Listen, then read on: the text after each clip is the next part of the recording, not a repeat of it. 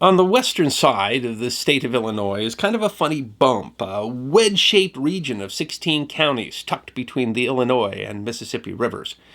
Because of the rivers, the area has traditionally been somewhat isolated, and in a tongue-in-cheek protest being ignored in several federal highway bills in the 1950s and 60s, in the 1970s, residents declared themselves the independent republic of Forgottonia. Their stated goal? Secede from the Union, declare war, immediately surrender, and request foreign aid. Today, the region of rich farmland is as bucolic as it is still isolated from the nation's interstate highway system. In fact, the area is so isolated that you might even think that it is isolated from war. And yet, the Second World War reached to the very heart of Forgottonia before fading back into almost forgotten history. While there's almost nothing left there today except for the memories, the story of Camp Ellis deserves to be remembered. As with many stories of the Second World War, to fully understand, we have to start with the First World War. Michael B. Ellis was born in St. Louis in 1894. Michael's life was a difficult one. His mother died when he was an infant, and his father was too poor to care for him. He was adopted by a Polish family, left school at the age of 12 to work in his adoptive father's print shop.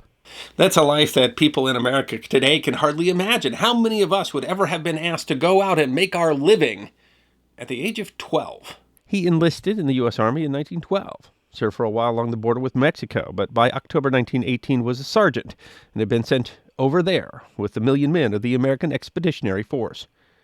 When his company was held up by German machine gun nests during the 100 Days Offensive, Ellis became frustrated with the men who were killing his friends. He stepped, according to the official report, far in advance of the first wave of his company, voluntarily undertaking most dangerous missions and single-handedly attacking and reducing machine gun nests. Single-handedly, with just his rifle, he first flanked and then captured a machine gun nest, captured 17 enemy. He then went on to capture another 6 machine guns and 27 prisoners, including 2 officers who told him the location of 4 more machine guns that he then captured. The press touted him as the Sergeant York of St. Louis, although the radio preferred the moniker Machine Gun Mike. The man who had been sent off to work at just the age of 12 was awarded Medals of Valor from the governments of France, Italy, Poland, and Morocco, and in 1919 he was awarded the Medal of Honor, the only member of the U.S. 1st Division to be so honored. The war ended just over a month after his action, on the 11th hour of the 11th day of the 11th month. It is an irony that that day, which a year later President Woodrow Wilson proclaimed to be Armistice Day, was honestly believed at the time to have been the war to end all wars. Michael Ellis, who lived out his life in St. Louis and worked for the post office, passed away in 1937, would become sort of a symbol of that irony, in that his heroics in one of the last battles of the war that was to have ended all wars carried his name into one of the more obscure endeavors of the war that followed. The central Illinois village of Ipava has a population, as of the 2020 census, of 447 people. Platted in 1846, the town was originally called Pleasantville, but when it was incorporated in 1853, the name was changed to Ipava. The reason for the name change is obscure, although one story says it was derived from a sign for a junkyard near the Chicago, Burlington, and Quincy Railroad tracks, whose proprietor was one Isaac Pava. The area was rural, mostly farms, with the 1940 census showing a population of 629. That's right. The current population of Ipava is some 182 souls less than it was in 1940. But the real surprise is what the population of Ipava was on July 14th, 1943. An estimated 200,000.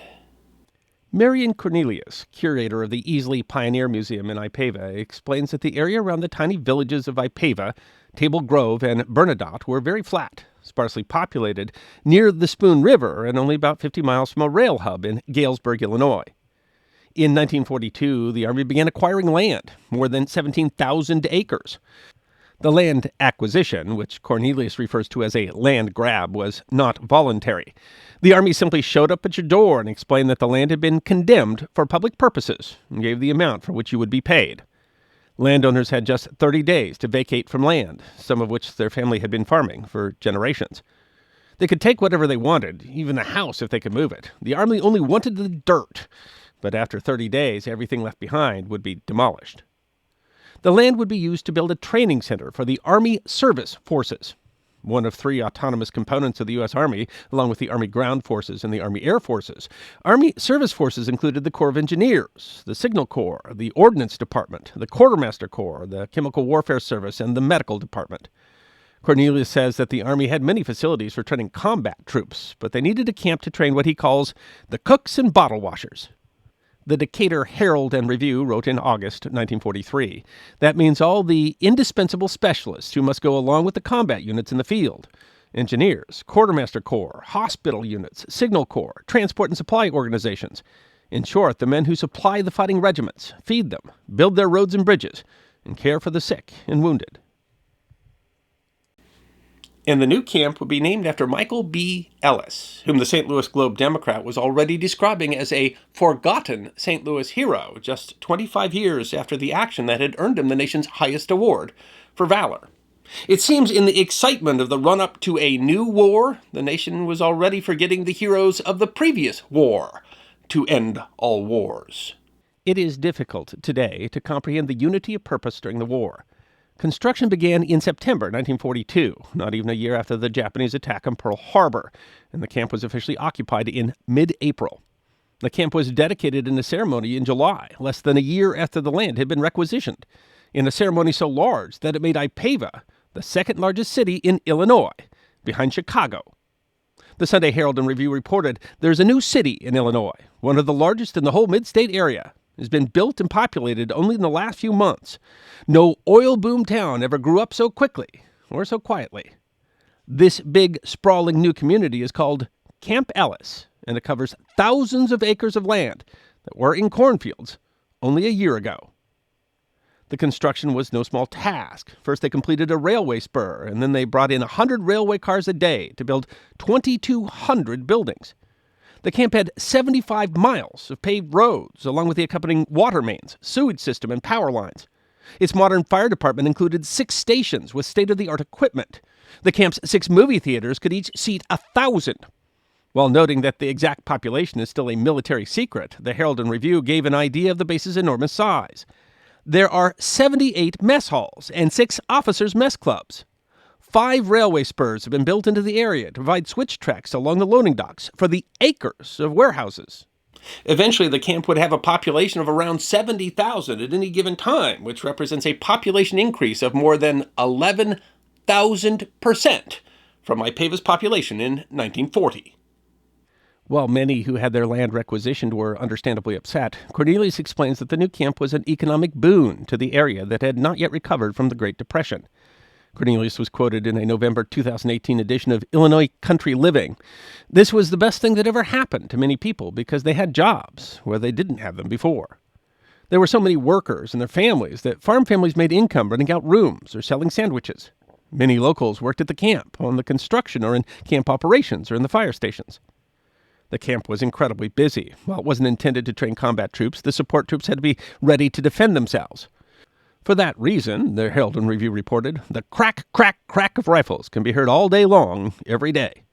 Truck drivers learned to drive their trucks, and engineers learned how to construct and deconstruct combat bridges. Cornelius said they would build a bridge across the Spoon River, move a bunch of vehicles and troops across, tear it down, and build it again upriver. He estimates that hundreds of bridges were built across the river in the time that the camp operated, training engineers to do the same in Europe and the Pacific. Among the base's most impressive assets was the state-of-the-art hospital, which the Herald and Review reckoned covers an area so large that there are 11 miles of corridors within its multitude of wings. The reporter estimated it housed some 2,000 beds. Hospital would eventually grow to cover 160 acres, making it possibly the largest hospital in America at the time. The hospital didn't just serve the base of some 70,000 people, but was also where medical personnel were trained. A large part of the facility was dedicated to training dentists. It's hard to shoot if your tooth hurts, Cornelius notes. The facility developed important innovations in battlefield care. They developed an idea that they could train a surgical unit that could be placed on trucks or train cars and set up a tent hospital in 24 hours. This would eventually become the Mobile Army Surgical Hospital, a fully functional hospital operating in a combat area of operations. The concept didn't come to fruition in time for the war. The first units were established in August of 45, and VJ Day was in September. But it would be developed in subsequent wars. And of course, we've come to know them through the television show MASH. When someone got the idea that these units could be deployed quickly by air, the base built an airfield. And if it is somewhat of a surprise that the Second World War reached all the way out to rural Illinois, you can certainly guess that it was a major surprise to someone who signed up originally for the German Wehrmacht to spend the Second World War there. Camp Ellis didn't just house Americans, but was also the site of a prisoner of war camp, the largest in Illinois, housing some 5,000 Axis POWs at a time. The camp was a low-security one. The Army had screened out the more hardcore Nazis, and the ones at Camp Ellis were generally kept in good condition and used for labor, both at the camp and on farms, work for which they were paid. Escape attempts were rare because the German POWs were so far away from home that the possibility of a successful escape was remote. Russell Freeburg is a famous journalist, a longtime Washington bureau chief for the Chicago Tribune. He hailed from Galesburg. During the war, he served with the 8th Armored Division in Europe. He wrote in one of his books that he was in a house in Germany, found a postcard from Camp Ellis on the desk. He was in Germany, in the house of a family whose son had been captured and was in a camp 50 miles from his hometown in Illinois. But there was at least one famous escape, leading to the extraordinary story of Reinhold Poebel. Poebel had served in North Africa, and in 1943 his unit got lost behind enemy lines and he was wounded, ending up in an American aid station, where he met a young U.S. lieutenant. He was sent to Illinois, to Camp Ellis. Poebel was, by his own account, happy at the camp. Among his many talents, he spoke several languages, and his English was good. But in 1945, Germany surrendered, and he found out that, according to the agreement between allies, he was to be repatriated to the Soviet zone. He didn't want to go there. The prisoners wore pants that had PW bleached into the legs. He managed to collect enough chemicals walking around the camp to dye over the marks. One day, he simply walked away, not from the camp itself, but from a work detail outside the camp, using his good English to catch a train and go to Chicago. He used the name Phil Brick, saved his money, bought a bookstore, and married an American girl. The FBI finally caught up with him in 1953. And for the twist, the young American lieutenant that he had befriended at the aid station back in North Africa was a lawyer who represented him. He was in the country illegally and did have to go back to Germany for 6 months to go through the immigration process. Became an American citizen. He eventually moved back to West Germany in the 1960s, operated a bookshop there, and passed away in 2008. And as fast as it had arisen, it disappeared. In October 1945, the Army declared Camp Ellis and all of its buildings surplus. Parts of the camp were retained and used by the Illinois National Guard, but by 1949, the Army tore down all the buildings and was selling the land back to farmers. Some of the original landholders refused to buy the land back, afraid that the Army would simply take the land away again. By the 1950 census, the population of Ipava was once again 660.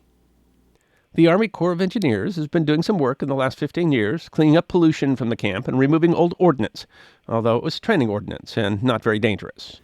An old water tower, an abandoned chimney, a much graffitied concrete wall that was once the camp shooting range, and a few scars on the land are all that remain today. And, of course, the Easley Pioneer Museum at 210 West Broadway, Ipava, Illinois. True gem of a museum, well worth your visit if you ever find yourself in Forgottentonia. And thank you so much, Marion and Julie, for kindly giving us a tour. When I say that history deserves to be remembered, I mean that there is a very real chance that history can be forgotten, that it can rise, it can thrive, and just as suddenly it can disappear. We have to choose to remember history.